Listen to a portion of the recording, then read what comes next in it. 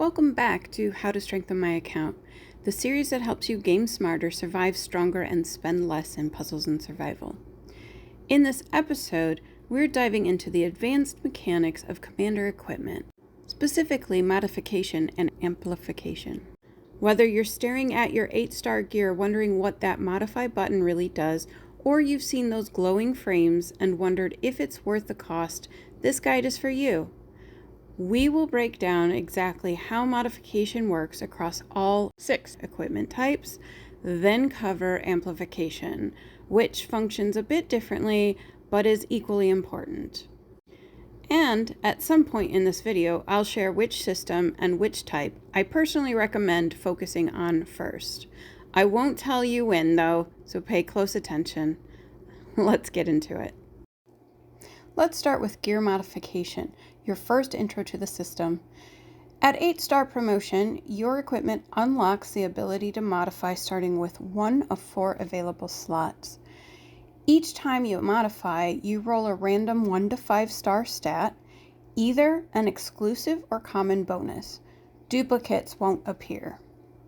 You can lock in good stats, but it costs more with each lock. 0 locks is only 5 gear mods. 1 is 10 mods plus another lock. 2 locks are 20 mods plus 4 locks. And 3 are 50 mods plus 10 additional gear locks. And lastly, all 4 are 100 mods plus 20 locks. That max cost only makes sense if you're keeping stats and just want a higher percentage roll. And here's the key. Don't rush into locking just any 5-star stat to get the frame. If you lock something like food output early, replacing it later costs way more. But at the start, with no locks, each roll is pretty cheap. Be patient and build it right. Now let's move on to chip modification, which works a little differently than gear. Like gear, chip modification unlocks when the chip reaches 8-star, but the process is based on levels, not randomized stat rolls. Each chip can be upgraded up to level 15 with a visual frame appearing at level 10. As levels increase, the cost of modifiers go up and the success rate percentage goes down. You can preview all stat gains per level on the right side of the modification screen. Here's how I approach it.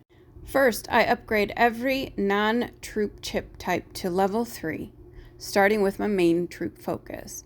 This unlocks plus 30% troop defense from regular chips, a quick and efficient boost that applies across the board.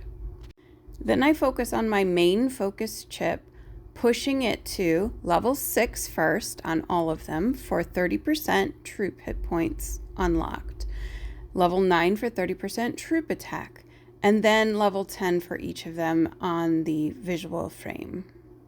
After that, I do the same for the troop chips. Level 3 gives plus 10% attack for each troop type, so that's fighter, shooter, rider.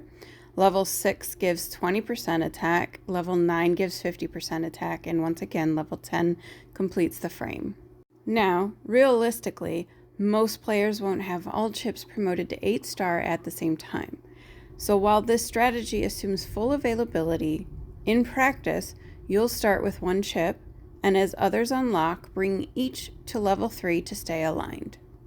These quick wins stack up, and you'll avoid wasting materials chasing the wrong upgrades too early.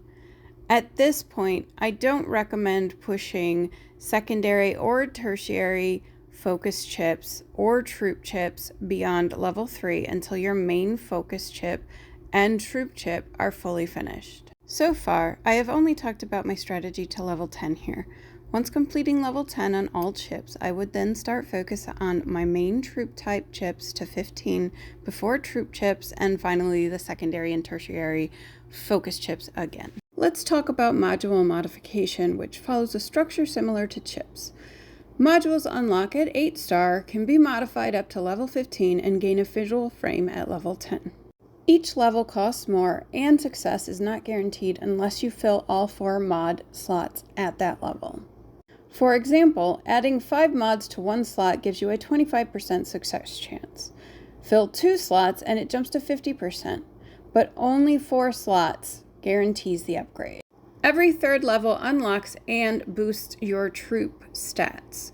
So at level 3, you are at 5% troop attacks, defense, and hit points, 15% at level 6, and 50% at level 9. I use the same strategy here as I do with chips. Rotate each module up by 3 levels at a time, starting with my main troop focus. I also personally take some risk early on, aiming for 75% success. At some point, I always go full 100% because the cost is just too much to lose out on. Cube modification follows the same structure as chips and modules, unlocked at 8-star, max level 15, with a frame unlocked at level 10. Each cube focuses on 2 primary troop stats, depending on its type. Every 3 levels, the fighter, shooter, rider stat increases by, at level 3, 5%, level 6, 20%, and level 9, 50%. Because cubes aren't tied to a specific troop focus like chips, I recommend leveling all cubes evenly by 3s. Level 3 across the board, then level 6, then 9. Just be aware, with 12 cubes total, they're one of the most expensive modifiers in the game. Nanoweapon Modification unlocks at 7-star promotion, and it works differently than other equipment types. Each modification roll randomly improves an attribute. This could be hero attack, hero defense, hero hit points, or troop attack, defense, and hit points. The increase per roll is randomized. Troop stats go up by 0.5 to 1.5%, while hero stats climb in small flat values like +2 to +6. The goal is to keep rolling until each attribute reaches its maximum value. Once all 6 stats are maxed, the nanoweapon unlocks its visual frame, and if it's an apex weapon with a hero at +8, you'll also activate its exclusive ability. Here's where it gets tricky. The mod cost isn't fixed. Every rolls only costs 3 mods each, but the price climbs by +3 every 4 attempts. By the time you're 200 rolls in, each attempt is already costing more than 150 mods. That means the grind gets steeper the further you go. Looking at the stat table, the math says a minimum of about 204 rolls is needed if you hit the high end every time. That's roughly 15,900 mods. And in the worst case, it could take 600 rolls, well over 135,000 mods, to fully max a single nano weapon. For me personally, I've already spent over 15,000 mods on one nano weapon, and I'm only about 75% of the way through. So while the system looks simple, just roll until it's done, in reality, it's a long and expensive grind. Next up, let's talk about Bioenhancer Modifications. These unlock once you have any Apex Bioenhancer, and just like the other typical modification types, you'll progress through 10 levels. Each attempt gives you a random multiplier on your base points, anywhere from 1 times up to 20 times. This is determined by what's called the RNG, or random number generation. Basically, just luck. That means the number of modifiers you'll spend can vary depending on how fortunate you get. So what does it take to max a bioenhancer from start to finish? In the worst case, if you only ever rolled the minimum of 1 times, it would cost around 787 attempts, or just over 102,000 modification. On the expected average, using some math, it takes about 197 attempts, or around 25,000 mods. And in the best case, if you hit the maximum multiplier every time, it could be done in just 43 attempts, costing about 5,500 mods total. Unlikely to happen, but still good to know.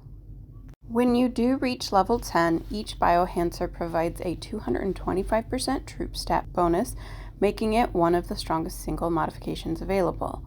This is also when you unlock your special frame. Now that we've covered each type of modification, let's talk about which ones I'd prioritize based on the best value for the least cost, looking around level 10 as the benchmark. For me, the clear winner is chips. They deliver some of the strongest troop stats for the least investment. Taking all your chips to level 3 gives fast defense and attack gains, and pushing your main troop focus chip and troop chip to level 10 is extremely efficient.